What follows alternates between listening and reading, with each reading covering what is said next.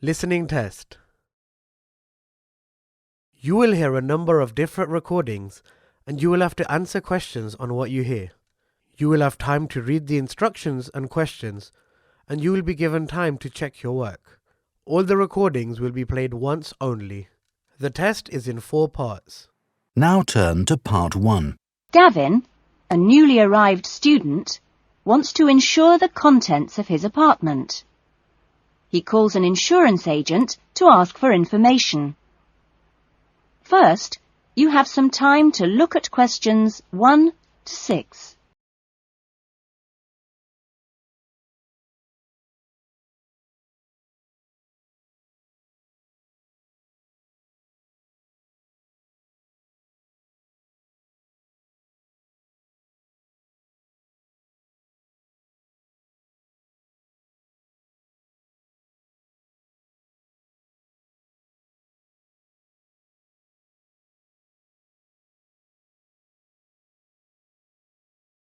Now we shall begin. You should answer the questions as you listen, because you will not hear the recording a second time. Listen carefully to the conversation and answer questions 1 to 6.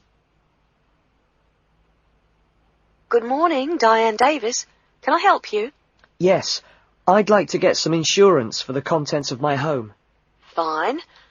When did you move into the house? A couple of weeks ago. And, it's an apartment, actually. I was told by the landlord that it would be a good idea to get some insurance for the furniture and other personal possessions. Fine. Well, let's get some details. What kind of apartment is it? It's a 2-bedroom apartment. Huh? What floor is it on? Why do you need to know that? Because it affects the cost of the insurance. An apartment on the ground floor isn't as protected as others, and there's more chance of a break-in. Really? I didn't know that. It's on the second floor. Second. And how much is the rent? It's $615 per month. Good. And where is it located? In Biggins Street, South Hills. I see. And what things did you want to insure? Well, what do you recommend? Well, the most important things are those which you would normally find in a home. Things like the television, fridge, and so on. I see. Well, I've got a fridge and a stereo system, which I've just bought from a friend. And how much did you pay for the fridge? $450. 50 or 15? 50. And the stereo system cost $1,150. Have you got a television? Yes, but it's very old and not worth much. Okay. Well, is there anything else you want to insure? Yes, I've got a couple of watches and my CDs and books. How much do you think they're worth? The watches are worth $1,000? For both of them? No, each one. And altogether, the CDs and books cost me about $400. Okay. So the value of everything you want to insure is $4,000. How much will the insurance cost? Let me see. $4,000 divided by plus 10%. Right. So this kind of insurance, that's private contents insurance, it comes to $184 for a 12-month period. $184? Well, that sounds pretty good. Okay, I'll take that policy. Before the conversation continues, you have some time to look at questions 7 to 10.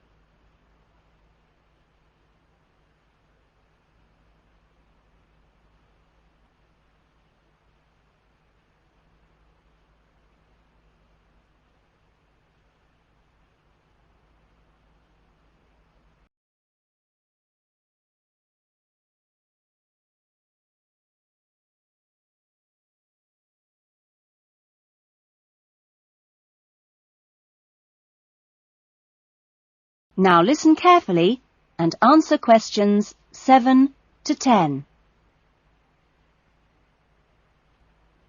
Can I arrange the policy over the phone? Sure. Just let me get the details down. So, that's Mr. Gavin Murray. That's M-U-R-R-A-Y. And the address is... It's 16C, Biggins Street, South Hills. Okay. 16C, Biggins Street, South Hills? That's right. It's 2 words. South Hills. And your date of birth is... 12th of November, 1980. And your contact number? Home phone number is 9872 4855. Right. And, you're Australian? No, I was born in London, although my mother is from Tasmania. Oh, really? Whereabouts? Hobart. I see. Interesting place. Now, are you working at the moment? No, I'm a full-time student at Sydney University. Right. Good. That is the end of section 1. You will now have half a minute to check your answers.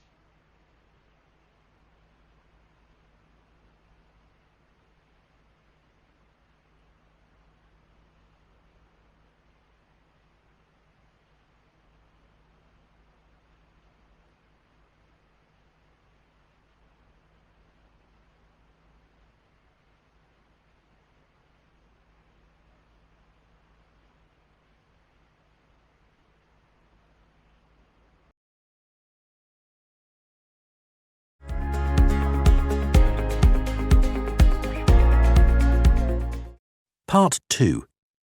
You will hear an address by the college president welcoming new students to a residential college.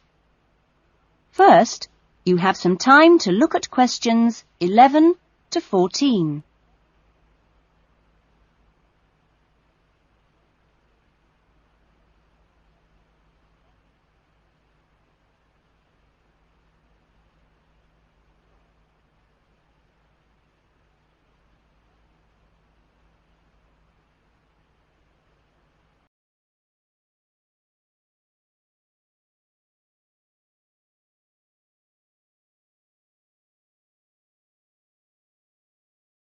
Now listen carefully to the first part of the talk and answer questions 11 to 14. Well, good morning, everyone. It's good to see you all here. Welcome to Smith House. Smith House, as you may or may not know, is one of the oldest residential colleges of the university. As you can see, the building you're in now, which contains this main lounge, the dining room, the recreation room, the kitchen and the offices, was part of the original old house built in the 1840s, to be used by the family of George Smith. That's, of course, how the house and college got their names. The original house was converted into a residential college for the university in 1940, and since then has continued to be added on to and modernised. You'll notice when you receive your room allocation in a few minutes that your room number either begins with the letter N, S or W, like this one here. The first letter refers to the 3 wings of the college, which come away from this main building. Of course, the letters represent the 3 directions, in this case, north, south and west. Each wing has 2 floors, and so the next number you see is either 1 or in this case 2, and this indicates which floor your room is on. The number after that is your individual room number.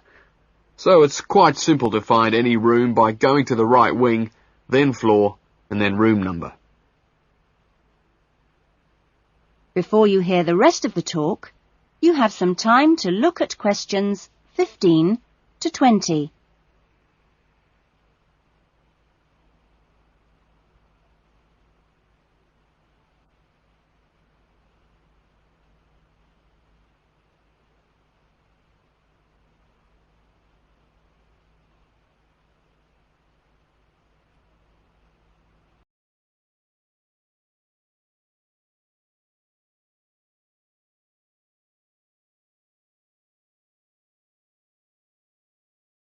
Now listen carefully and answer questions 15 to 20. You'll also notice, when you receive your orientation pack shortly, that there are 2 keys. One is the key to your room, and only you have that key, and the other is a key to the front door, which you've just come through here from the street. This door is closed and locked at 8 p.m. every night, and opened again at 7 a.m. You'll need your key if you're coming back to the college between those times. We ask all students to always enter and leave the college through the front door. You'll notice at the end of each corridor that there is another door, but these are fire doors and are kept locked from the outside. They should only be opened from the inside in case of emergency. In your fees, you've paid a laundry fee, which covers the cleaning of bed linen and towels. All bed linen and towels are clearly embossed with the name Smith House, so it's easily identifiable. If you want your other laundry to be done by the college, this can be arranged for a small extra fee. There are only a few rules here at Smith House, and we have these rules so that we can all live comfortably together. The most important rule is that there must be no noise after 9 p.m. There is also no smoking in the rooms or anywhere inside the college, but smoking is permitted on the balconies. All meals are served in the dining room. Meal times are listed in your orientation pack. Please read these carefully, as meal times cannot be changed, and if you arrive late, I'm sorry to say, you'll just go hungry. If you're unsure about things, each floor has an elected floor senior, who is usually a student in their 3rd or 4th year of study, who's been at Smith House for a while. The floor seniors will introduce themselves later today and answer any questions you have. But for now, I'm going to hand you over to Marnie, who is going to give you the orientation packs and keys. Thanks, Marnie. That is the end of section 2. You will now have half a minute to check your answers.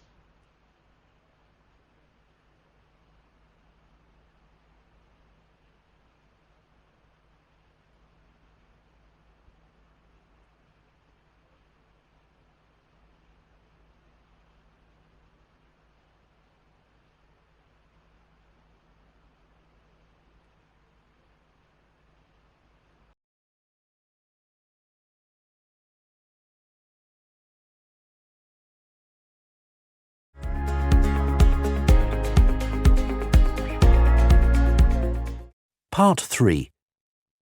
You will hear a conversation between 2 students, Lynn and Robin, who are discussing an assignment.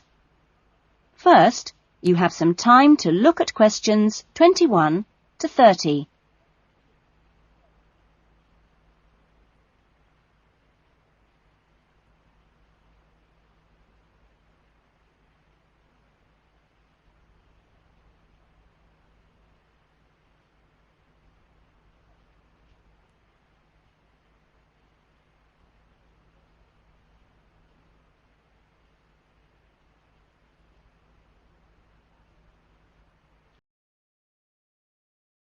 Now listen carefully to the conversation and answer questions 21 to 30. That essay we have to write, the one on how children learn through the media, how are you planning to write it? Well, I've given it some thought, and I think that the best way to approach it is to divide the essay into 2 parts. First of all, we'd have to look at some examples of each type of media. Yes, what they are. Then we could describe how we can use each medium so that children can learn something from each one. Exactly. Maybe we could draw up a table and look at examples of each medium in turn. Let's see. The different forms of media would be the print media. Here you'd have things like books and newspapers, that sort of thing. And included in these are the pictorial forms of print media, like maps. Yes, maps are really just formal pictures, aren't they? And then there are what we call the audio forms of media, where children can listen. CDs and radios are probably the best examples because a lot of children have access to these, especially radios. And this would lead into the audio-visual media, which can be seen as well as heard. Film, television, and we mustn't forget videos. Yes, but there's a final category as well. Computers that make up the so-called electronic media.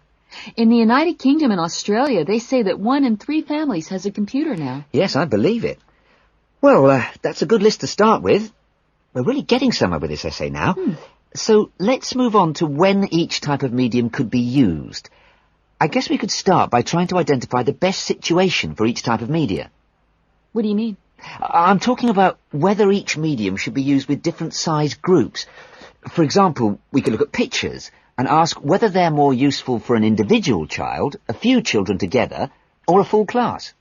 In this case, I'd say pictures are best with individual children because they give them an opportunity to let their imaginations run wild. Yes, I see. Let's take tapes next. Although tapes look ideal for individual children, I feel they're best suited to small group work. This way, children don't feel isolated because they can get help from their friends. Computers are the same. I think they're better with small numbers of children, and they're hardly ever useful with a whole class. Videos, however, are ideal for use with everyone present in the class, especially when children have individual activity sheets to help them focus their minds on what's in the video. And what about books? What would you recommend for them? Books are ideal for children to use by themselves. I know they're used with groups in schools, but I wouldn't recommend it. Other pictorial media like maps, though, are different. I'd always plan group work around those. Give the children a chance to interact and to share ideas. I agree. Teachers often just leave maps on the wall for children to look at when they have some free time. But kids really enjoy using them for problem solving. Yes. Different people have different ideas, I suppose. Yeah, and different teachers recommend different tools for different age groups. That is the end of section 3. You will now have half a minute to check your answers.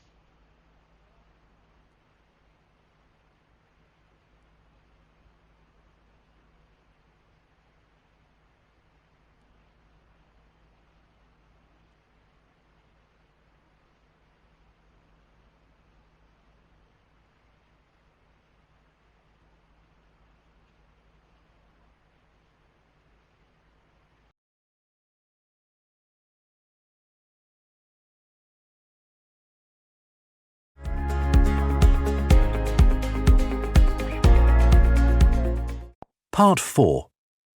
You will hear a lecturer talking to a group of students at the beginning of a course in rural development.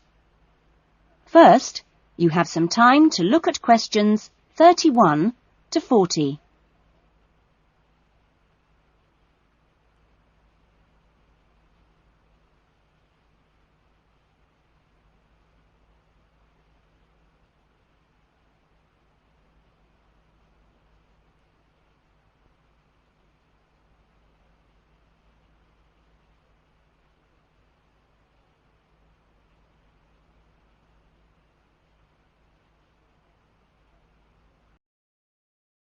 Now listen carefully to the talk and answer questions 31 to 40.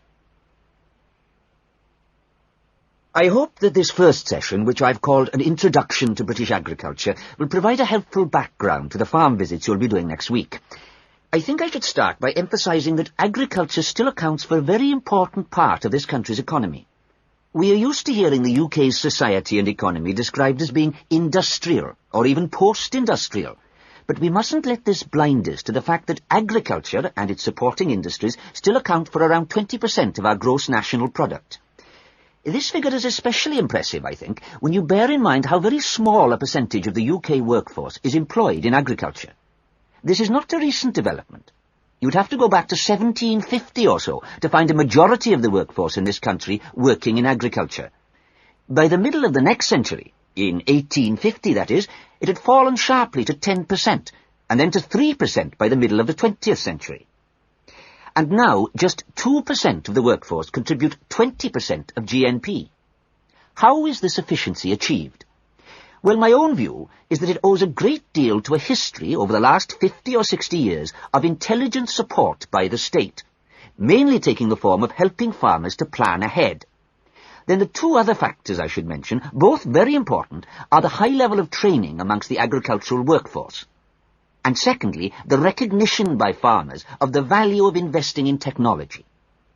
Now, although the UK is a fairly small country, the geology and climate vary a good deal from region to region. For our purposes today, we can divide the country broadly into 3. I've marked them on the map here. The region you'll get to know best, of course, is the north, where we are at present. The land here is generally hilly and the soils thin. The climate up here, and you've already had evidence of this, is generally cool and wet. As you'll see next week, the typical farm here in the north is a small, family-run concern, producing mainly wool and timber for the market.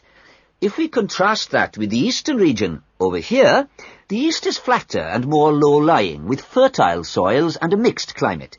Average farm size is much bigger in the east, and farms are likely to be managed strictly on commercial lines.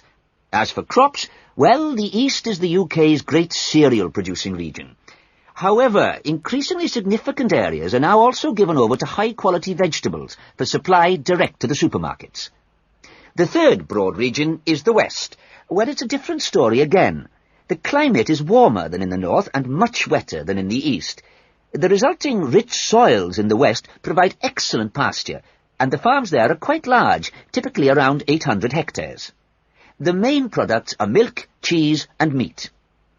So, clearly, there are marked differences between regions, but this does not prevent quite a strong sense of solidarity amongst the farming community as a whole, right across the country.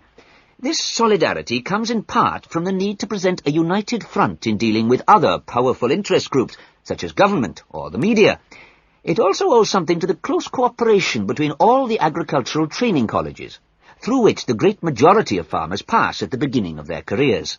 And a third factor making for solidarity is the national structure of the Farmers' Union, of which virtually all farmers are members. Finally, in this short talk, I'd like to say a little about the challenges facing farmers in the next century.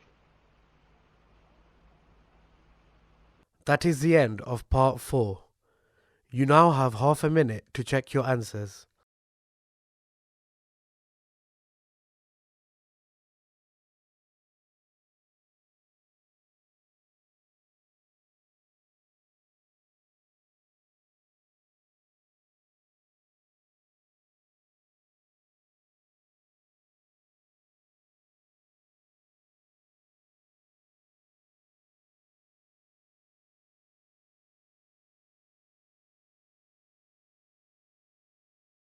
That is the end of the listening test.